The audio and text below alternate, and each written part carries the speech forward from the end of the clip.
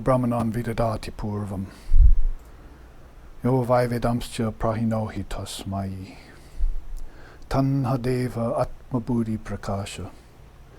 Mumokshurvai sharnamaham prapadye. Om shantihi, shantihi, shantihi.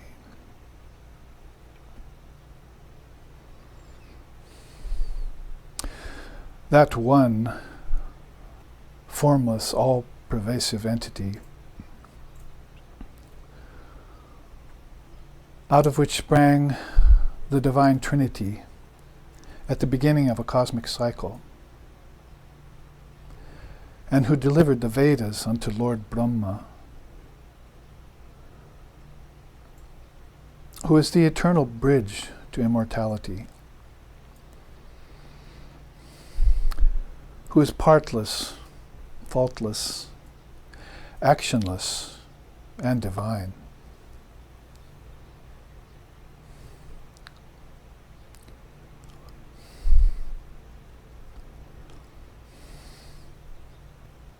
Who is like fire that has consumed all its fuel. I go for refuge to that one Supreme Brahman, whose light turns the attention of mankind to the Atman, the indivisible self in all beings.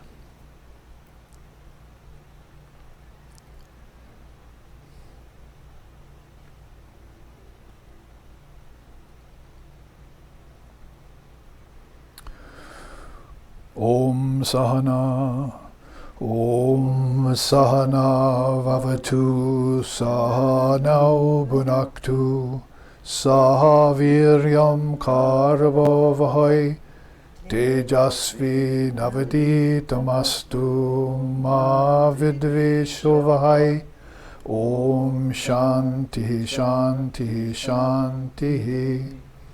May Brahman, divine reality, protect us. May Brahman sustain us. May Brahman illumine our thinking process. May we not find fault with each other, with the world, or with the teachings. And may what we study be a source of inspiration to us eternally. Om peace, peace, peace. May peace be unto us, may peace be unto all. Om Hari Om.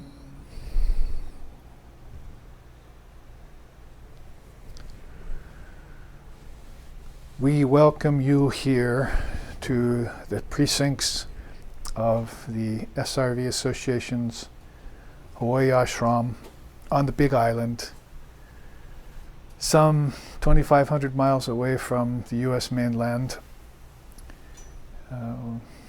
And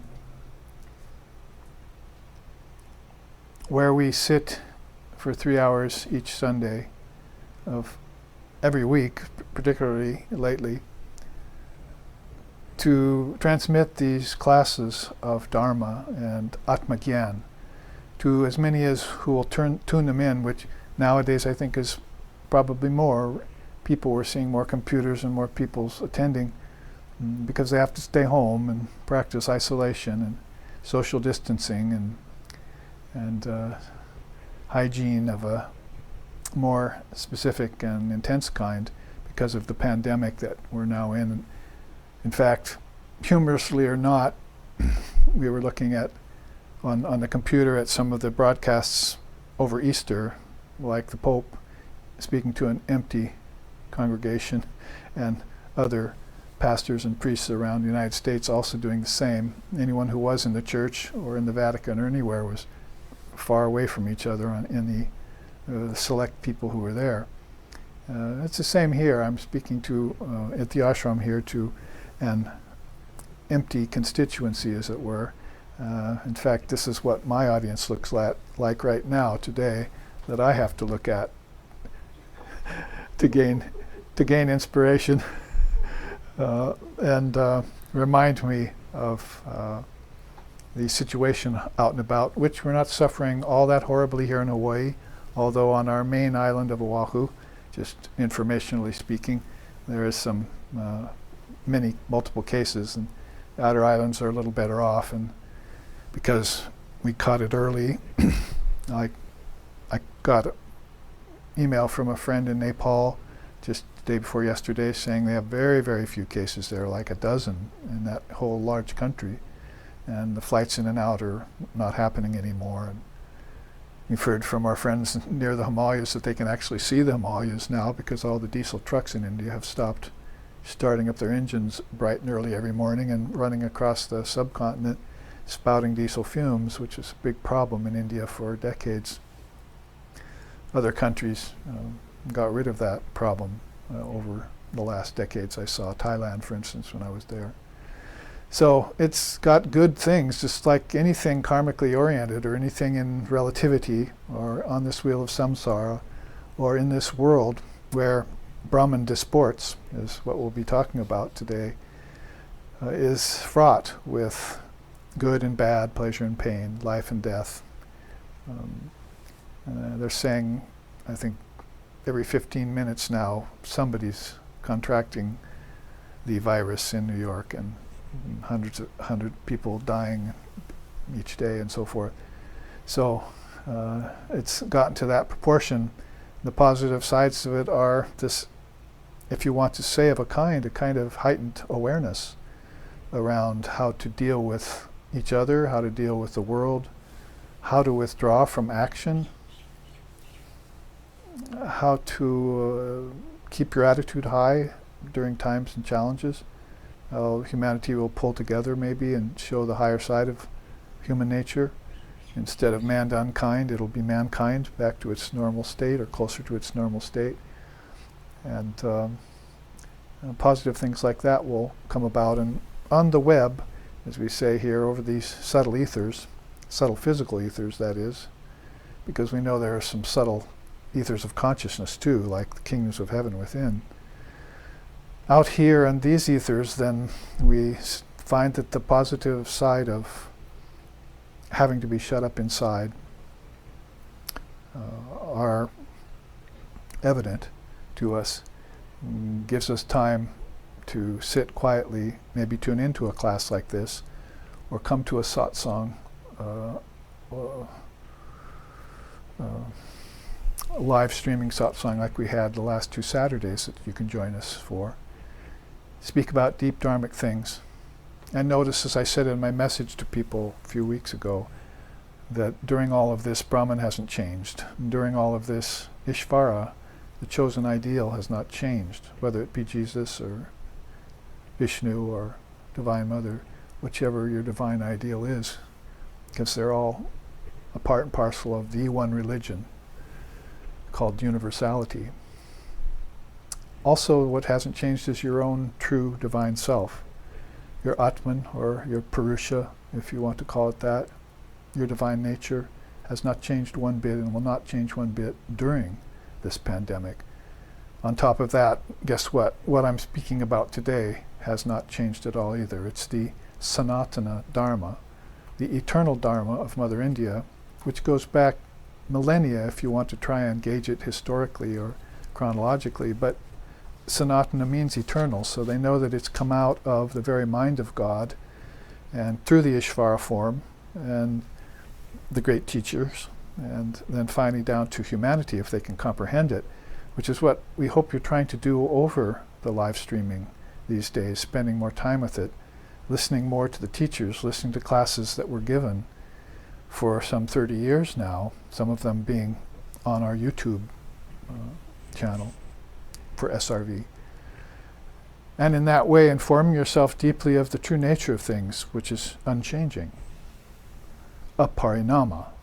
You're used to everything that changes. Parinama, that means things that transform. And beings get hypnotized into thinking that transformation is real. But India has always stood up in its non-dual assessment of things and stood forth to say, nothing transforms. If Brahman is the only reality, then transformation is an appearance. It's non-actual. Unreal, if you want to give it a more sobering moniker that non-duality will offer to you. Then you can take your mind off the unreal and put it on the real. And that might be a little bit too pointed for most people, and maybe even for today's class and the series that follows, because I would say that Brahmapada, which is a nice word, it's talking pretty much about the 4 feet of Brahman. And it's kind of a quizzical and humorous thing to think about non-dual reality somehow getting into a form and running around the 7 worlds and disporting itself through different things. You'll probably find a more forgiving version of that in Tantra, with Shiva and Shakti doing that, and even a more forgiving version of that in Samkhya, because God has become the 24 cosmic principles, as Sri Ramakrishna said. So 24 cosmic principles are a lot of insentient things, what Vedanta would later call the unreal, the changing, because you cannot pin anything on Brahman that changes or transforms. Then it wouldn't be Brahman anymore. So the puzzle here then is how Brahman becomes these things without being these things. So those 2 words are very important philosophically for you to entertain in your mind if you want to understand non-duality. And probably, you might say, what's beyond non-duality, in the sense of a wider view that the seers take when they realize that all is Brahman. Those 2 words then would be being and becoming in English. And being, pure being is of course Sat Chit Ananda, pure consciousness or intelligence, pure being and pure bliss. So that's one of the most beautiful of all names or appellations given to Brahman by India, Mother India. Satchidananda. So when you say that name of the Lord, which is of course a name for something that is nameless and formless, then you specify a certain idea that it crashes all borders. It transcends all levels of thinking, and it pierces through all boundaries. Much like like Shakespeare's saying, there's much beyond your mere philosophy, Horatio, paraphrasing Shakespeare. So a philosophy should be something like called a darshana in India, a path to true seeing, a clear path that helps you see inward to these subtler and subtler truths. If you want to say very specifically, none of them being Brahman yet, because you cannot define or explain Brahman, it doesn't mean that then you should give up trying. India thinks that you should probably propound as many different philosophies, sects, religions, cults even, if you want to use the word in a positive way, to these pathways that all lead to the mountaintop. Ekam Sat Vipra Bahuda Vedanti is one of the great sayings out of the Rig Veda. And it means, of course, there is one reality and many paths leading to that. One mountaintop, one great vista, one great view, and these paths are coming up the mountain. People of different religions are taking these paths to get to ultimate reality, which must be said in India is beyond Jesus, is beyond Krishna, is beyond Shiva. And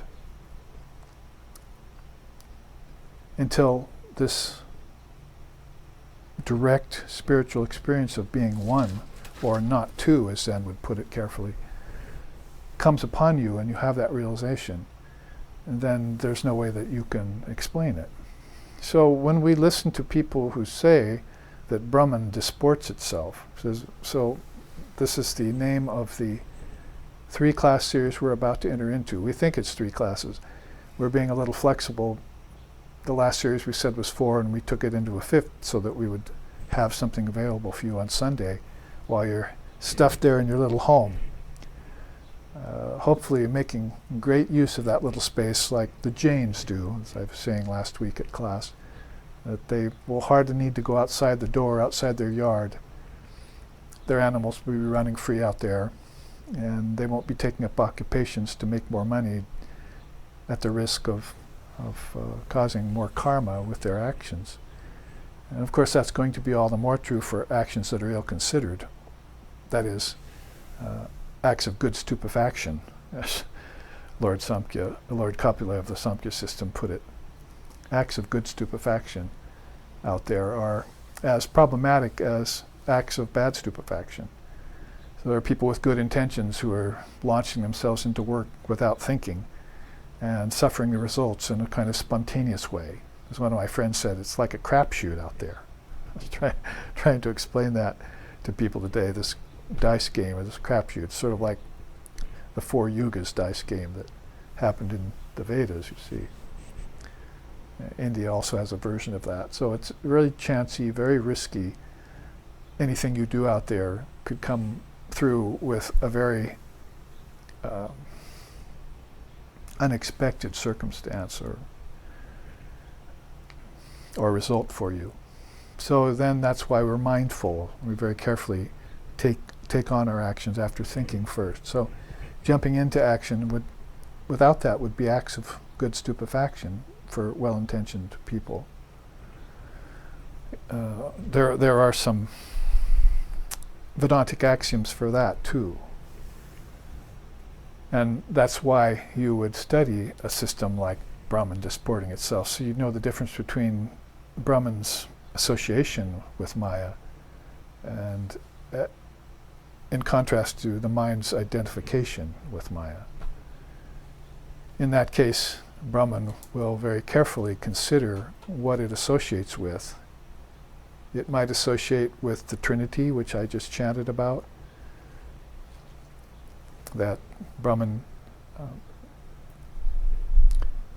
gave Lord Brahma the Vedas at the beginning of a cosmic cycle. Here, take these and start your creation. So Brahman didn't really want to be involved or couldn't be involved in that. He let the Trinity do that. So there are offices that work very well, much better than, say, our government and politics, with a president and a cabinet and a House of Representatives not working very well in most cases, most times. But in the case of the cosmic Trinity, everything works very much in harmony until things get so far flung from reality that Brahman is seen less and less to show up in things. My teacher explained that very simply. Light shines off a rock poorly, shines off a leaf a little better, shines off a lake even better, particularly when there's no wind, and then shines off a mere best of all. So Brahman is in all those things as a shine, is the light of things, but it's reflecting less and less in the rock, which would be like maybe your plants and your insects and maybe even a person with very mean intelligence, which is a sort of contradiction in terms, isn't it? Mean thinking and so forth. But a leaf would be maybe then your average human being, and a lake would be a person who's sometimes clear and sometimes not, because the wind of Maya or the wind of desire, the wind of passion, the winds of karma, the winds of samskaras will blow across that mind, the lake of that mind, and cause ripples, so you really can't see yourself very well there. And other times the wind will stop because of good circumstances, what we call sattva in our tradition, and all of a sudden you can see yourself in that mind. So that would be like a lake, a person who's more like a lake, and Brahman is shining on all of these things equally, but the reflector isn't receiving and reflecting it very well. So a mirror, of course, would be the best for that, is the idea. So thinking about this subject, which I do for some days before I'd actually try and share it with all of you, is Brahmapada is one of those great words, like Chidabhasa, the reflection of Brahman in the universe. There are some very beautiful words in Sanskrit that just one word will stun the mind. If you've studied the Sanskrit and you know the systems of philosophy, even one of them even, and you come up with a word like sankalpa or lila or vichikirsha or We're talking about svatantriya and pratyabhikya, recognition. These are beautiful Sanskrit words.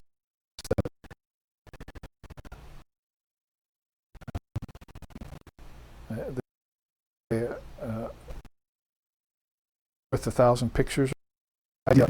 Very much more in the Sanskrit of India. And I would think it would be the same case, much the same case in the Latin that we've been hearing over the April holidays, Christian holidays that we've been watching on the live streaming. Even if there were no people in church listening because they're all at home having to look at the screens. So one word like that, like Brahmapada, would cause a person like me who has studied this for 50 years in this lifetime to just eyes are all up in the head kind of thing. I mean, you're looking but you're not seeing. You're seeing the word inside your mind and you're connecting it with all these meanings that it has and all these routes that it flows along, all these connections it can make for you. And they're swift as lightning. Actually, I didn't mean to introduce this chart like that, but since I was thinking in that vein, and I hope you can see this because it's so new I couldn't even flatten it out. It just came off the press a couple hours ago, as they say, and I didn't even have it in mind for this class series until yesterday afternoon when I thought I should have a chart on Brahmapada to show people what is meant in a very simple way, as simple as can be expressed, what it means. So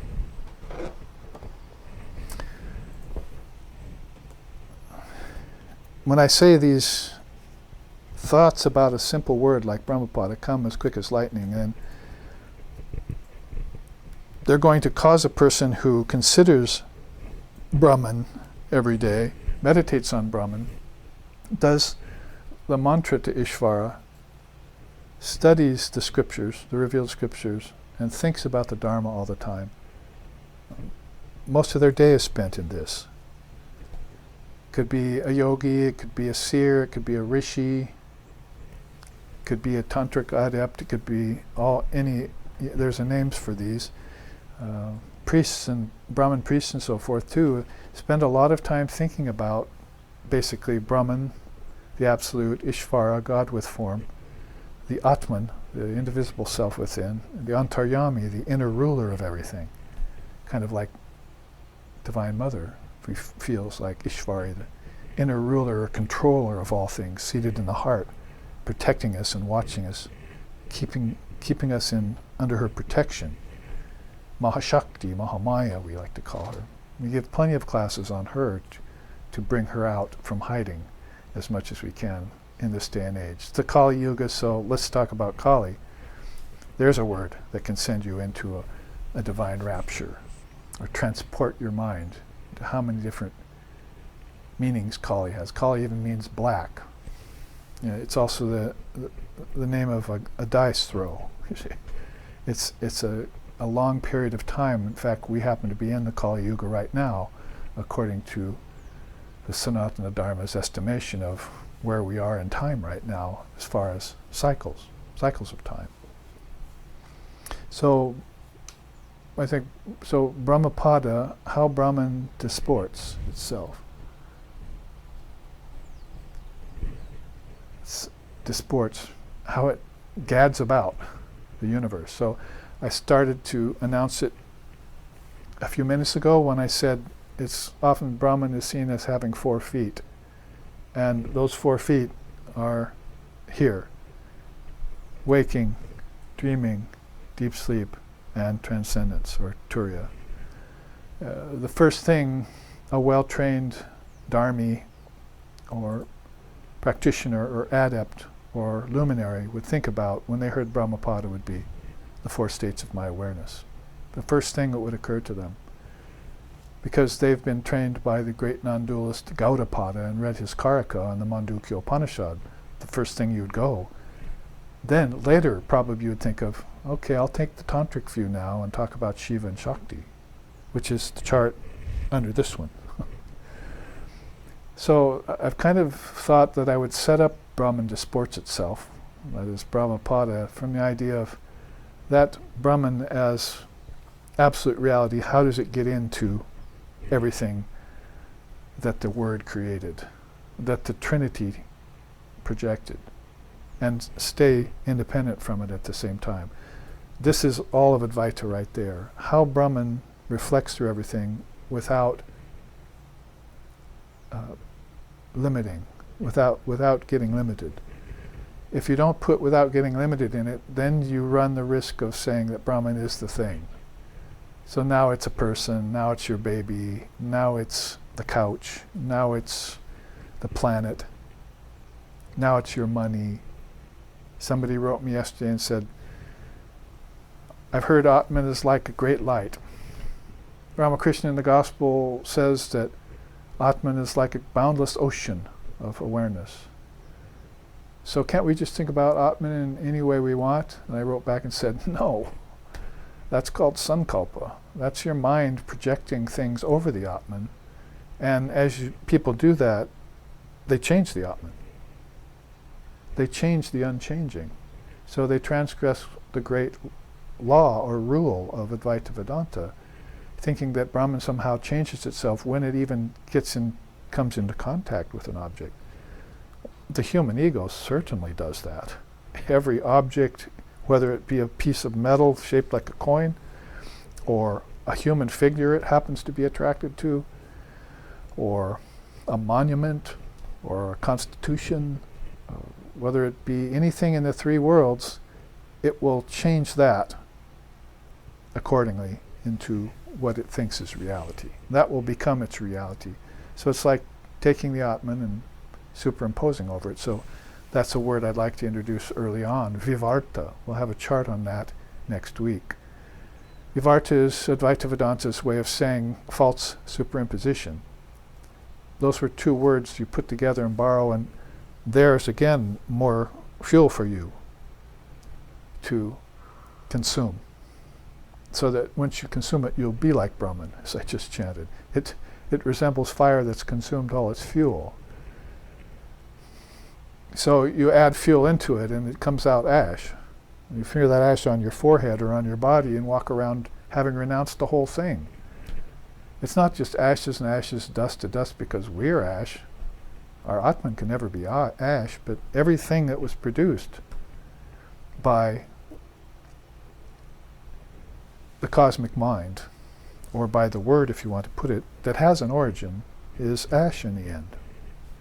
That's sacred. It's not a negative thing. Like, oh, we commit ourselves to the grave, ashes to ashes, dust to dust. You're just talking about a body, and I can take on as many bodies as I want. And if I do it with the idea that it's Brahman disporting, and I'm very careful not to transgress the rules of non-duality, that's a very, very powerful way to live. It's a dharmic way to live. It's a divine way to live. It's actually a way to transcend living and dying, both. It's called eternal life in the tradition of this country, Christianity. So it's a mental asana you take up. It's a very high non-dual mental asana to think this way. And we see great beings like Sri Ramakrishna thought that way. If you ask me, Brahman should be worshipped inside and outside, both. Brahman has become all this. So here's the problem again, back to the words of become and being, becoming and being. He was saying that Brahman disported itself by becoming the 24 cosmic principles. That's air, earth, fire, water, and ether, hearing, tasting, touching, seeing, smelling. Those 10 in your dream state tonight, and so forth, all the way up to the cosmic mind that projected them all through the fourfold mind of living beings, the Antakarana. All of that then taken back into Brahman, seen as a projection, like a big in-breath, you see, and then projected again with the out-breath, and then a big in-breath again, with a held breath in between for dissolution, for pralaya they call it. So the cosmic being is taking these huge 4,320,000,000 year breaths And then the out-breath is another 4,320,000,000 years. This is how time is just insignificant, malleable, undetected. Just like your breath is undetected every day, isn't it? Don't they ask you to become conscious of your breath? But you take some 480,000 breaths a day and half that at night when you sleep, and you're not aware of a single one of them. It's sort of like what's going on with the whole cosmic cycle of things. And no birth or death is taking place in that for anyone. They're all the Atman. It's all the Atman. Isn't that a kind of disporting of consciousness that's just thoroughly amazing when you think about it? Wouldn't it cause you to eyes to roll up in the head and start thinking about a word like Brahmapada? How they thought about this for thousands of years in India, for thousands of cycles in India. So when I was thinking this way, and I do inquire to Divine Mother Shakti, who's the mother of all wisdom, how do I present a class like this? What do I say? And she will tell me. It's not like she appears before me in a form, except maybe in dreams sometime if I'm lucky, and says, oh, here's what you teach at this class. But I remember Swami Shishnanda giving his big lecture tour after he gave his talk at the Parliament of Religions in 1893, and after months of that, speaking at different halls, then he ran out of things to say. He was thinking, well, what else can I talk about? So one night when he was sleeping in a hotel, maybe Chicago or one of those cities, then this voice started going off in his head. And it started telling him about all these other things he could talk about in the Indian Dharma. So he spent all night laying in the bed listening to this voice. And it filled him up with things to say for the rest of the tour. But when he left the door the next morning, the friend staying in the hotel room next to him said, Swamiji, who was that you were talking to all night? That voice was so pronounced that even the man next door heard it. So I bring this up because I've been having experiences like that too, where I wonder what I'm going to say, and then all night a voice will be going off in my head. Now, it'll break, I'll wake up, I'll fall back to sleep in a couple seconds, it'll start again, and then so every time I wake, I have a break to think about what was just said. Fall back to sleep and just take up the end of where it left off, and it just goes on again. So that happens to me, probably not in as clear and powerful a way as it would to a Swami Vivekananda, but it happened to me with this chart, and I was thinking, well, what can I say and how can I display it? So yesterday afternoon, I thought of Holy Mother's saying. Now there it is. If you now go with me to this chart, at the top, after the title Brahmapada, How Brahman, Divine Reality, Disports Itself, then underneath that is this saying of Sri Sharda Devi. Here's the important thing to hear then today. It is that she said, a flash of lightning can be seen in the window pane, but not in the wooden shutters. Now this can be taken in several contexts and can be thought of in different ways. The way that I think she really meant it on a deep level, and the way I understand it, is that when a lightning bolt flashes outside, you can see it through the window pane. Its light is very brilliant, but the shutters do not pick it up. Just the window pane picks it up. So how would you think about that? That when Brahman disports itself and it flashes for all the worlds to see, with say a great light, it penetrates through everything, a great insight happens, then the window will reflect it, not the wooden shutters. So I put here, maybe I can you're probably seeing it on your screen if you're watching live stream, but you can see here on the right hand side of the chart that lightning bolt flashing through the outside and the shutters around it. And there you see that lightning bolt itself is Brahman, the light of pure conscious awareness. And the window pane represents the realized seers and illumined souls. They feel this light of Brahman all the time. And when it flashes, they'll pick it up, clear as a bell. Exactly what's meant and what they should do with that higher wisdom, if you want to call it that, or ecstatic love, or deep insight, or service of beings in lower worlds, like Krishna said, loka sangraha. Whatever that flash, that current flash of Brahman that's being expressed at that period of time is intended to mean it'll be picked up in the window pane of the minds of the seers and the saints. It will not shine for ordinary beings that way. That's, of course, arrow is pointing there to the shutters. So this is my own interpretation, and I think a very correct one, in line with what Holy Mother meant at the deepest level about the light shining in the window pane but not in the wooden shutters. So if you're a wooden shutter, you might want to make friends with that window pane that you're containing. Inside of you is the Atman, the clear glass that you can see all the way from the body to Brahman through. The false superimpositions will be clarified. Everything will become clear, khyati, viveka khyati, if, as Father of Yoga says, so that whenever Brahman speaks, whenever Brahman transmits, whatever Brahman sees, whatever Brahman hears, whatever Brahman wants to taste, from the source all the way down to the Burloka, to the most external of all worlds and things, those 24 cosmic principles that Brahman has become, then you're seeing that as Brahman disporting, and you're feeling it very deeply as that. It can't be anything other than Brahman to you. It's sentiency, it's pure conscious awareness, it's timeless and deathless, it's evident and all-pervasive, it's immanent at all times.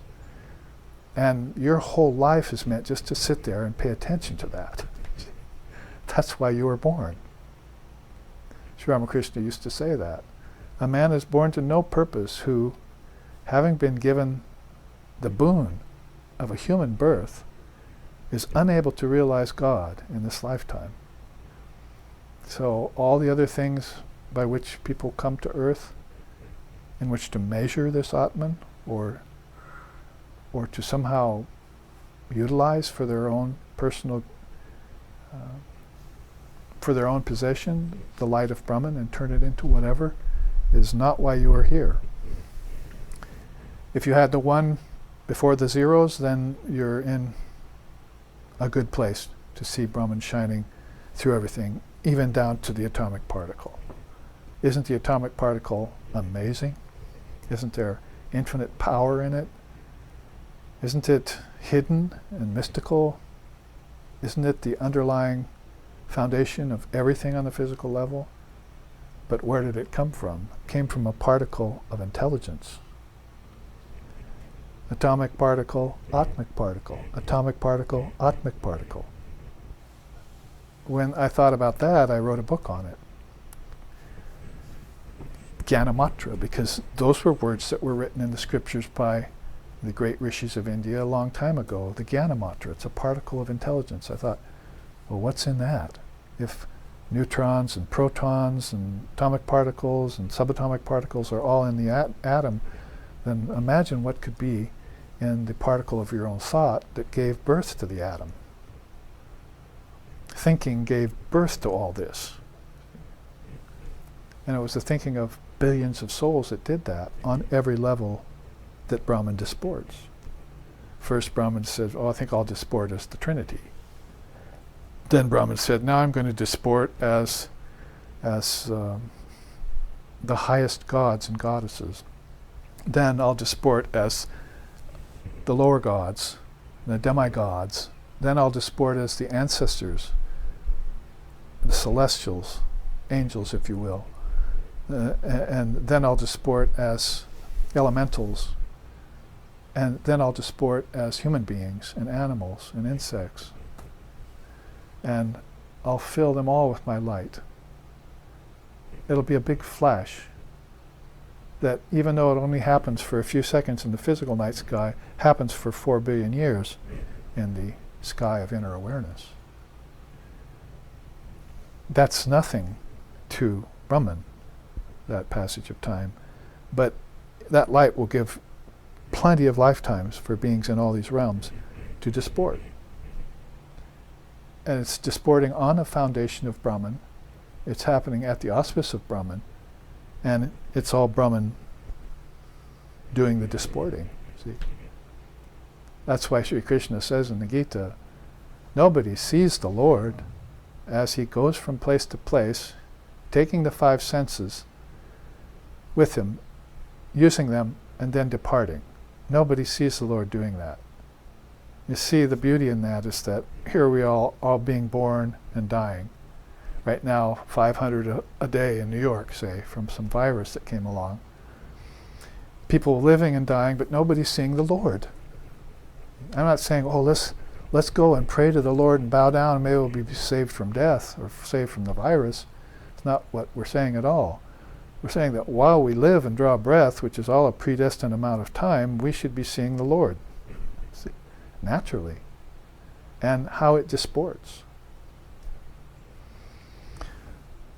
So you won't just limit that to one world, because that world is attracting you, hypnotizing you, and drawing you away from the Lord.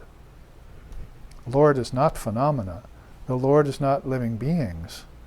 The Lord is not nature. Not this Lord called Brahman that's disporting itself.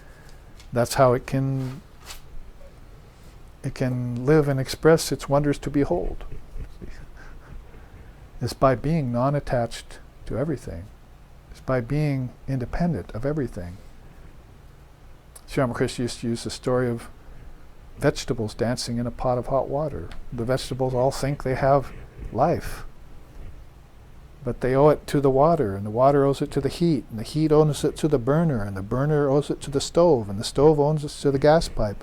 The gas pipe owes it to the gas factory somewhere down the street at the end of the pipeline.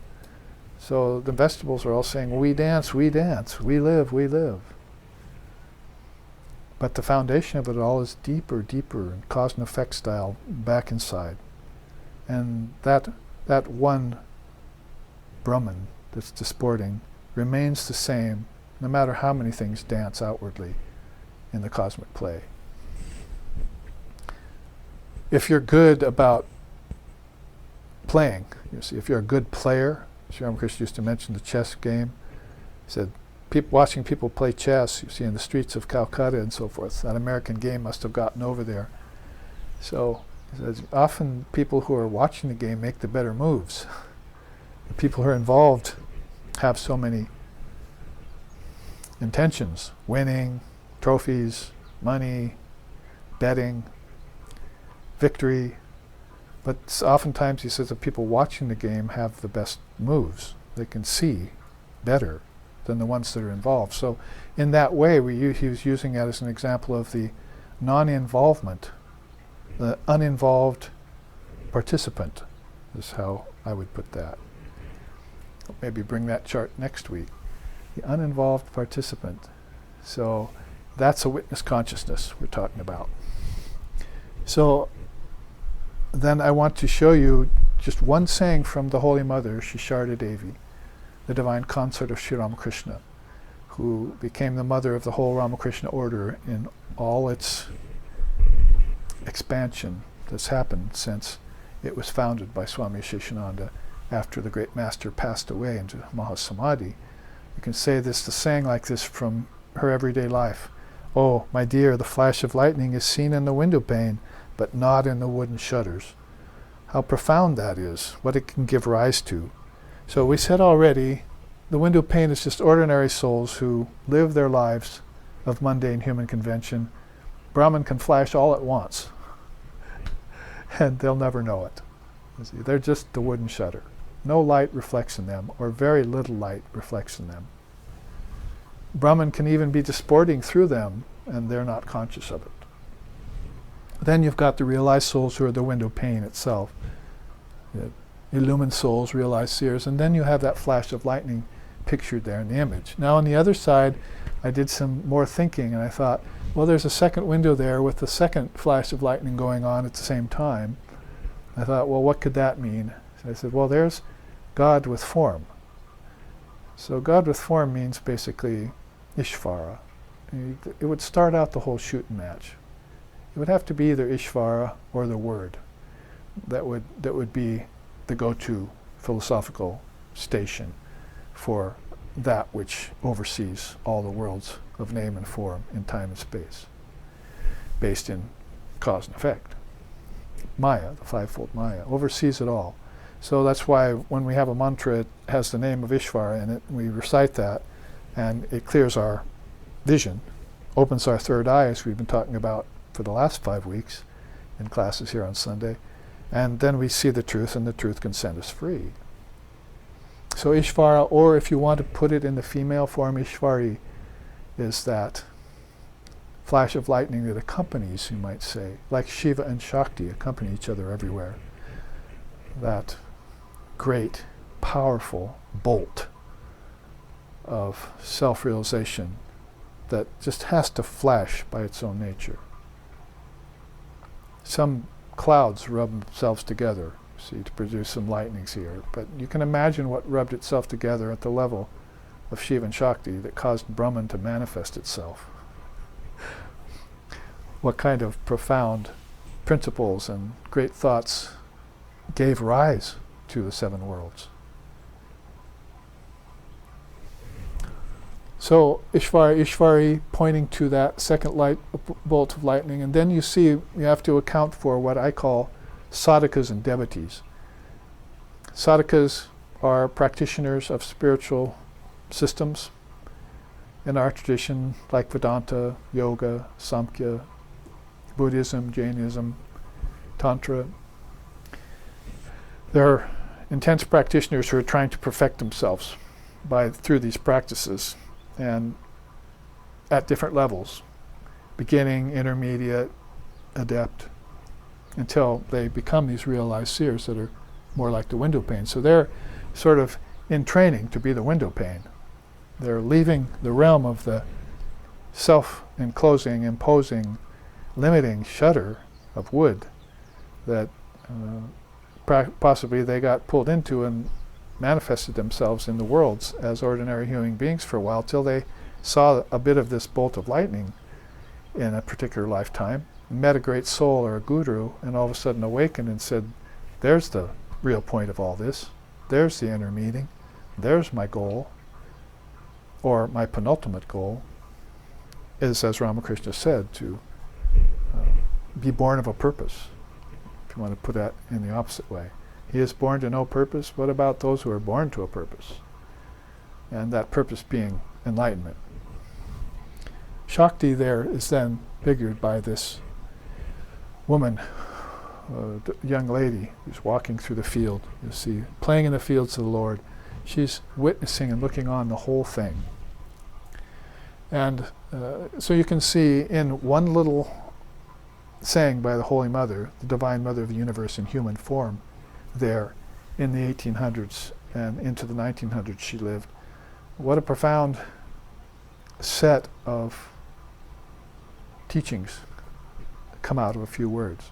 So you could say from Brahmapada to her metaphor of the window pane and the wooden shutters, all the way down to everything that's following in order.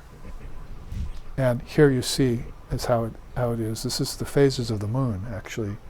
So you might say we're using this as Brahman is the first phase, is the non-phase, you might say, is the reality. And on either side of here, the phases of the moon are getting smaller and smaller and smaller. So how much light can reflect from Brahman into each phase of its manifestation is a way of saying, how does Brahman disport? And you can see that there's a lot to consider in these. Let's go from left to right. If you want to go in this trajectory, Brahman and its word, or God and its word, is in the beginning. It actually is with God, and it is God. You know, when you use it, like we were using the third eye in the last 5 weeks, as you get to the Father through the Son. So the Son would be this great eye of wisdom, which souls would leave behind all the worlds of name and form and time and space to evolve back to their, to involve back to their true nature. So the word is there, and then next you put there Trimurti, See, there's the Trinity, the triple divine form, which I chanted about at the beginning of this class. And so Trimurti will take the word and special words called bijams that are contained in the word and use them mentally to project the worlds of name and form and time and space by degrees. All right, so I'm not giving you a class just on Indian cosmology here, because we've seen enough versions of that. What I want you to keep in mind as you look at this is Brahman disporting.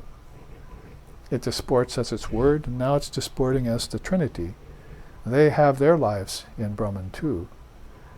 Brahman is formless. They've taken on the primal Purusha form. See? And that's further instanced by the fact that the avatars come out of them. So out of Vishnu, and of course Shaivites would say out of Shiva, come these various avatars that disport themselves all the way down to the realms of name and form and time and space, the lokas and the akashas. So they will come out that far to disport themselves, and they will bring with them a lot of the light of Brahman.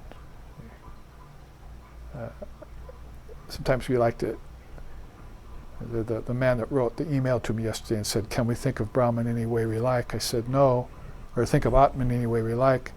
And then said further, can we think of Atman as pure conscious intelligence, pure intelligence?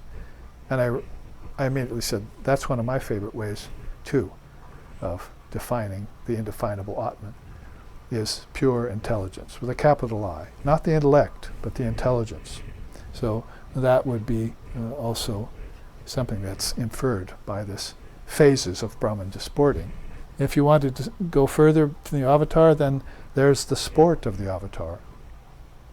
And after that, there's the Maya. So these are two levels of manifestation or expression of Brahman's disporting. Any further, you get to the actual elements, earth, air, fire, water, and ether, what the worlds are made of. And that's why I mentioned this early, and we'll go to it, if not before the break, after the break, is that you got to start thinking that all of this is a grand dream. If you bring up the word Leela or avatar, then it's the great soul who's having the great dream. And they will come out of Turiya, or the formless state, and into the deep sleep state, and then into dreaming, and then into waking. And they'll do this in divine life. They'll also do this as an earthly life. They'll actually take on the earth too and appear there for the highest good of all living beings. Lokasangraha. Another word we could take and create a whole class series on. A beautiful Sanskrit term that Krishna mentions in the Bhagavad Gita. So I'm referring back to this quickly because probably if you got down to lokas and what's called here sankalpa vikalpa, that a lot of people are taking the Atman and dreaming it into different things. As I just said, basically people out here are not thinking about God all day. They're not doing their mantra all day that reminds them of the son, Ishvara, or the daughter, Ishwari. They're not studying the Dharma day to day. They're not meditating day to day on the ideal. And they're probably not thinking about formlessness whatsoever. India thought about formlessness as being the hub of all this, which is why this phases of the moon idea is there, that Brahman is really the full moon shining all the time. It's that bolt of lightning coming out of the infinite sky of awareness that's without boundaries. It's like the darkness, the blackness of Mother Kali. See, they describe her in songs and so forth. So it's the mind that's beginning to take on all of these things. And the mind, and as we go down the other side of this phases of the moon analogy, you see the antakarana. So that's the fourfold mind.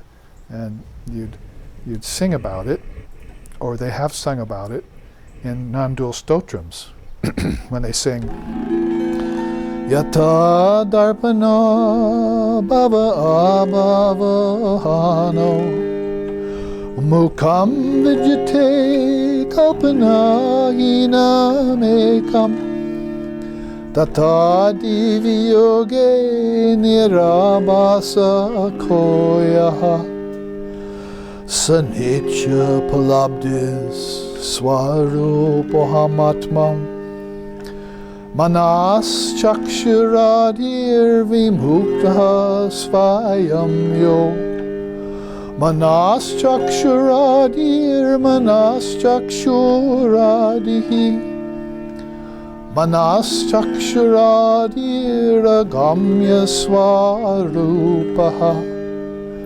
sanityo swarupohamatmam.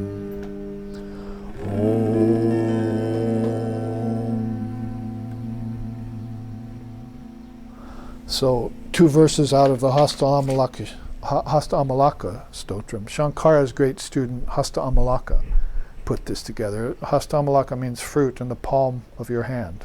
Hasta, hand, Malaka, fruit, you see. So basically, this means that, and Holy Mother once said this too, just like she made these beautiful statements of the window pane and the shutter.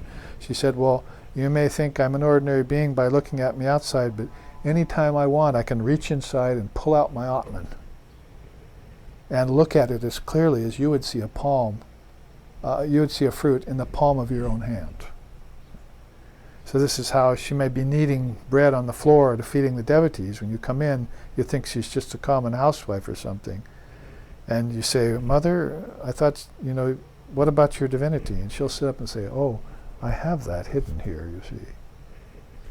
And I can take it out like a fruit in the palm of my hand and look at it any time I want. So this is a fully realized being who's putting off their realization for your sake, so that you maybe can get the idea that you too have this window pane inside of you. But she sees it flash in hers, and you still have a wooden shutter around yours. Maybe a wooden shutter that closes. I should probably have that image up here too. See, yeah, the pane is there, but let's just draw the shutters on it, you see. I didn't think about that. I'll come back next week with a new version, I think. But that's a good idea for people who really are sensing the Atman, but haven't opened the shutters yet. Whereas the people who are just the shutters, they've been going on lifetimes after lifetimes, maybe 2,000 years of European lifetime, without really getting the teaching of the inner divinity of the self in them. Because did religion ever teach them that in Europe? Very broadly, very obviously, or were they actually trained to think themselves to be sinners and that mankind and God are separate? That was never the way India proceeded. As all of these evolutes or tattvas came out of the process, Brahman was always with them, behind them. You couldn't take Brahman out of the quotient. Brahman's even the Maya that's produced from Brahman. The Atman diversifies entities by its own will, Gaudapada says in the Karika. So they were taught this way through all their thousands of years of upbringing in India Dharma. It's very interesting to contrast this. What you got from the Western view of things, religiously speaking, was a bunch of saints. And what you got from the Far Eastern way of thinking with India was a bunch of seers. It'd be nice if we could kind of bring this all together, sort of like this. And maybe, if you want, this window pane is more for the devotees, this window pane is more for the non-dualists. And share what we know about divine reality through form and beyond form. So I didn't read the beautiful English to this stotram I just sang. He goes on to say, Hastamalaka, that is fruit in the palm of the hand, remove the reflective surface and the form disappears. What remains is the formless essence, the objectless reality.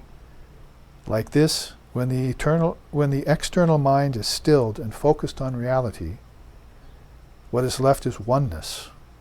the eternal abode, my true essence.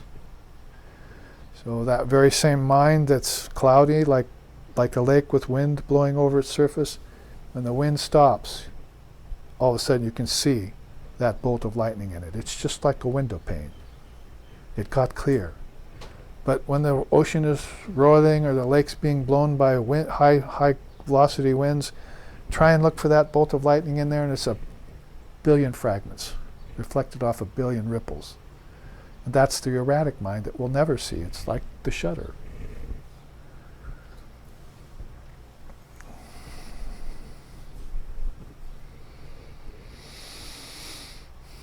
So that's the other verse here. As the reflection of in a mirror is identical with the object reflected, so is the universe identical with the self, revealed in the mirror of pure mind.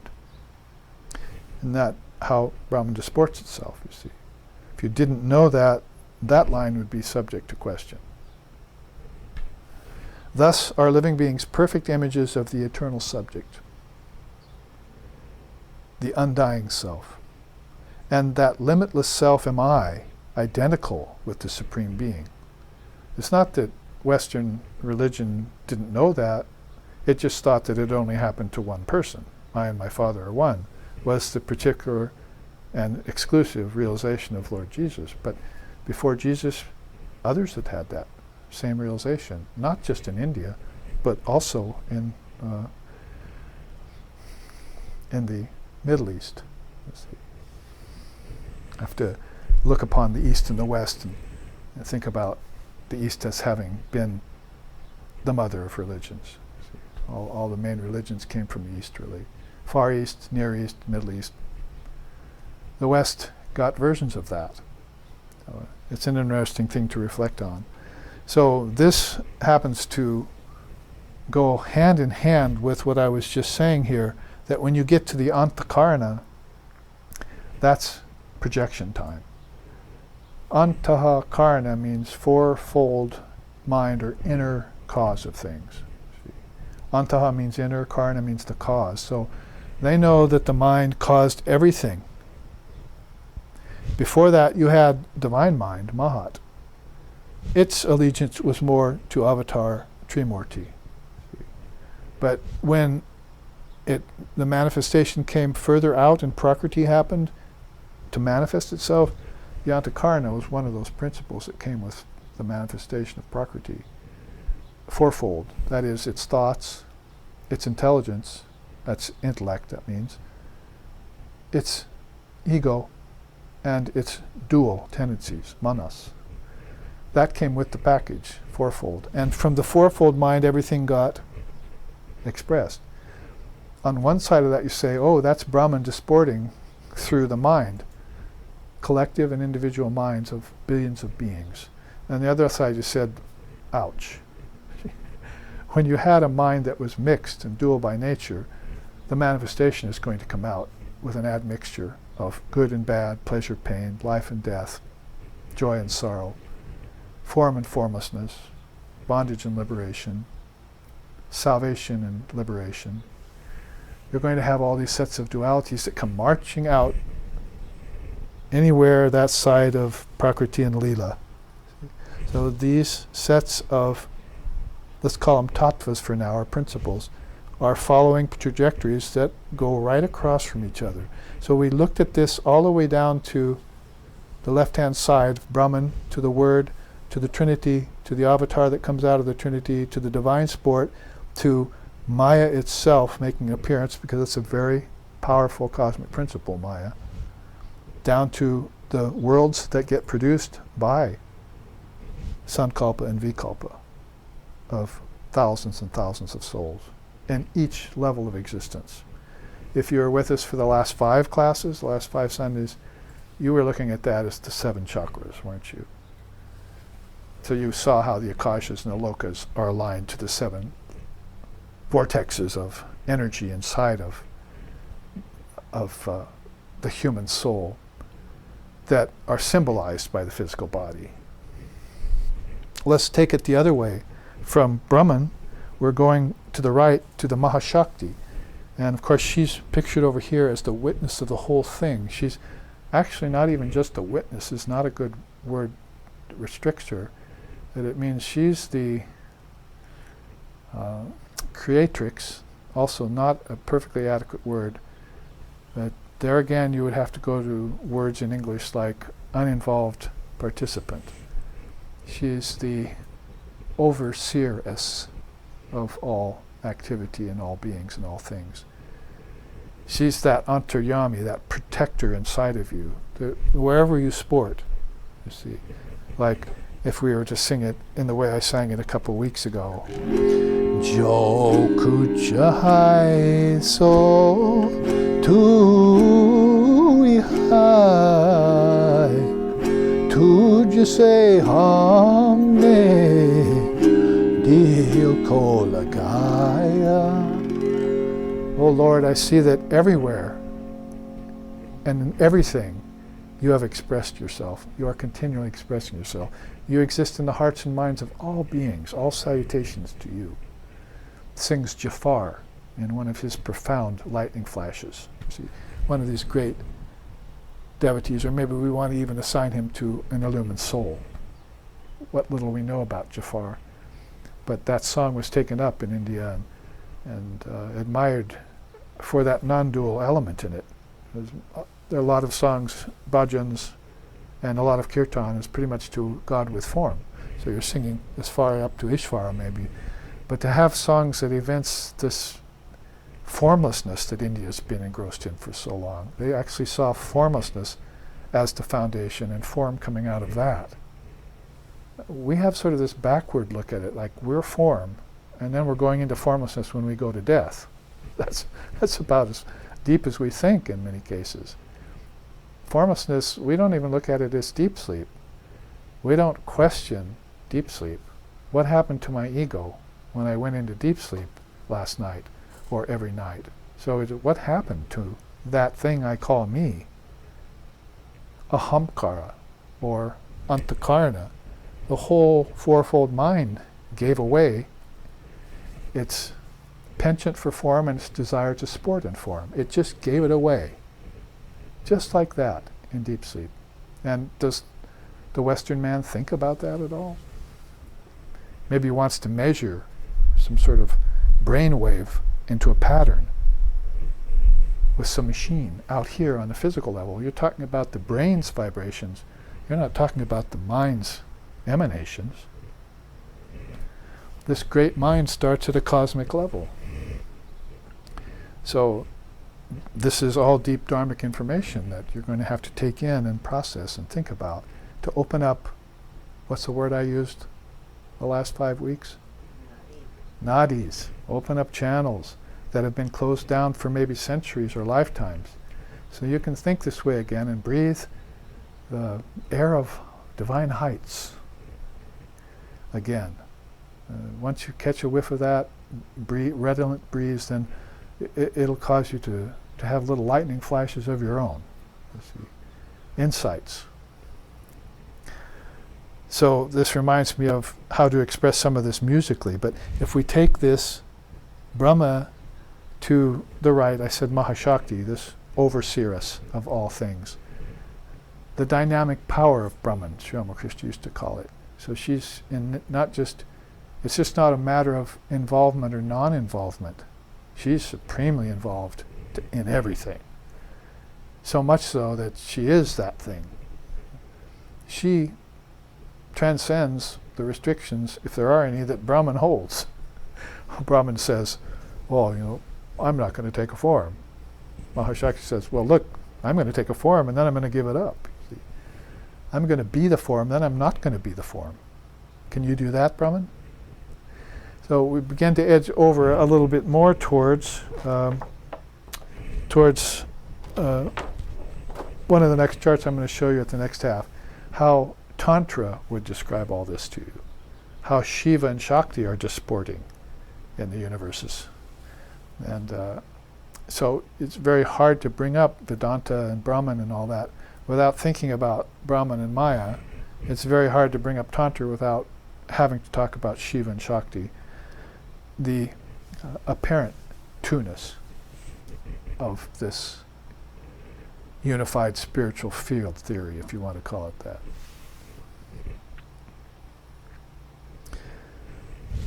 We've had whole classes and series on the Mahashakti. Let's go on to Ishvara.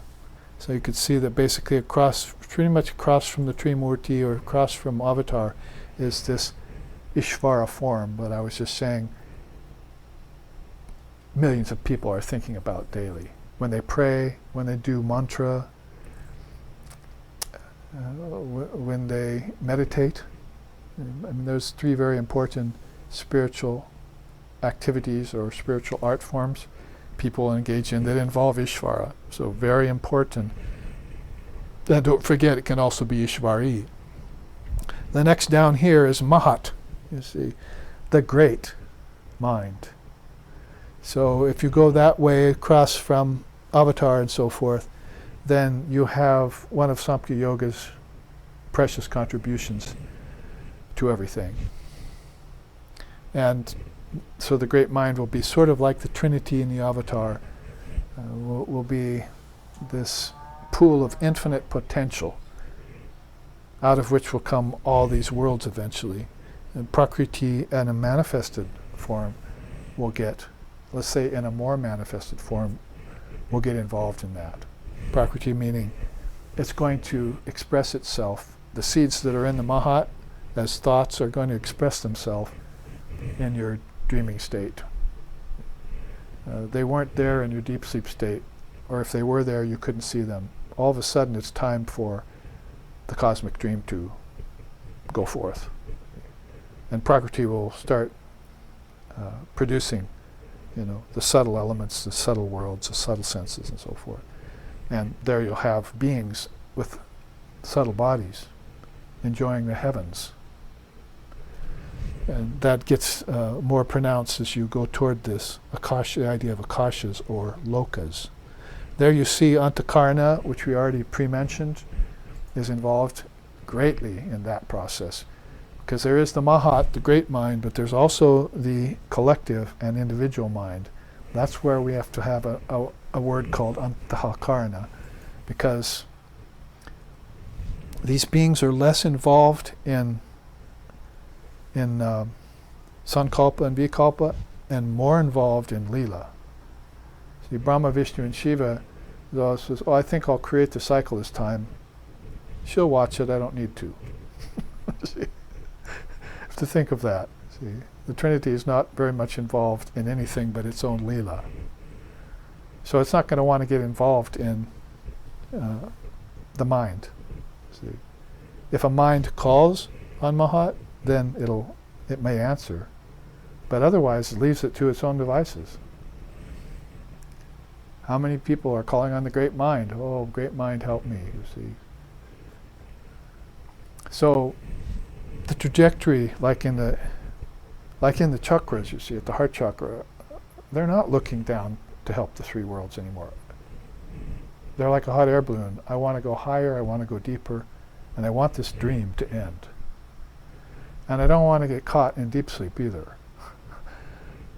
I want the lightning bolt. See? I will be the ideal window pane in which Brahman reflects. They polish the mirror of their mind every day for that, with these various sadhanas, you see. So they're sadhakas, they're great illumined seers. They're qualifying themselves for the next pitch, just like Mount Everest. You see, I'll go to base camp first. Wow, that's beautiful, much better than seeing it from down in town. But there's another base camp to go to, and another higher camp, and another higher camp before you do the final pitch. So if you're a mountain climber, you know what I mean. Only this mountain is inside. It's this great mountain of Ishvara, Mahat, the Word, and Trinity. And the only guide you have at that height is the Mahashakti herself. I see the whole process, she says. I see it all happening from my unique position. So, come, my child. So my point here is that the energy is all going up like Kundalini here. It's going to Brahman, back to its source. It's decided it wants to do that. But if you fall too low in the scheme, and Prakriti gets a hold of things, and Maya gets a hold of things, all of a sudden you feel the energy wanting to drop. Let's go to the 3 lower worlds. Let's go enjoy there. Let's go to heaven. I hear that's a fine place to descend to. I won't get caught there. I know. I'm strong enough, you see. But billions of souls have thought that and get caught in the wheel of samsara, which is all this lower trajectory. So I've taken almost the whole first half of the class with this chart, which came off the presses about 4 hours ago, to bring it here to tell you that there are phases of Brahman disporting itself, basically. And there you see it, according to Holy Mother's beautiful statement of the window pane and the lightning flash and the shutters. Here you see it in a more fleshed out form of how, through cosmic principles, it actually manifests itself, right on down to worlds of name and form and time and space, and the dreams that are going on there. Sankalpa really means a dream in time. Kalpanika means imagination in time in the Sanskrit dictionaries. So they're doing various imaginations, fantasies, projections, dreams by the millions at these 3 lower worlds, or these 3 lower chakras. That's called, another one of those great words in Sanskrit, sankalpa, and vikalpa, because it's based out of desire. Up here the desire is for Brahman and higher. You go below a certain point, 3 above, 3 below, as we were saying in the Kundalini classes about the chakras. Go below the heart chakra, the tendency is gravitation. It's downward pulling. It's down to sporting with menial things, with things of a grosser nature that happen in dream and waking. So you better bring a very good set of clear glasses with you to see that lightning flash down there. That's what Sri Ramakrishna said. He said, it's like, down there it's like looking at everything with green glasses on. So that statement in the gospel today. So he put green glasses on. He's not meaning the yellow glasses of jaundice and all that, but the green glasses of seeing nature and forgetting the Lord. He said, down there everything is like that. So you better bring a good pair of clear glasses with you here to these worlds. That is, if your eye be single, you shall know the truth. Brahman will disport with you and in you as you make your way through the 24 cosmic principles in any system as it's delineated in India, very beautifully. So let's read this final quote and break. So here's Sri Ramakrishna's conclusion about this. Brahman is both within and without. From within, he creates the various states of mind. That's the most important sentence of this quote, I think. The scriptures thus say that Brahman himself has become the 24 cosmic principles. Therefore I say, worship Brahman both inside and out. If you do that, then you'll begin to see Brahman come out of things, like even a picture on your altar, or in your child, you see. So you want to superimpose the baby over the Atman, you should be looking for the Atman in the baby, right? You don't want to superimpose the wife over the Atman, you should be looking for the Atman in the wife. Same with the husband, same with the grandfolks, same with your ancestors. So that you have turned Maya on its tail, you see, on its nose, see, and you're looking at it from inside out. Then worship both, once you make the right move, philosophically, psychologically, spiritually. So here, we will come back and look at how Brahman disports itself at the 4 levels of human consciousness to flesh out and complete this beautiful saying of Holy Mother.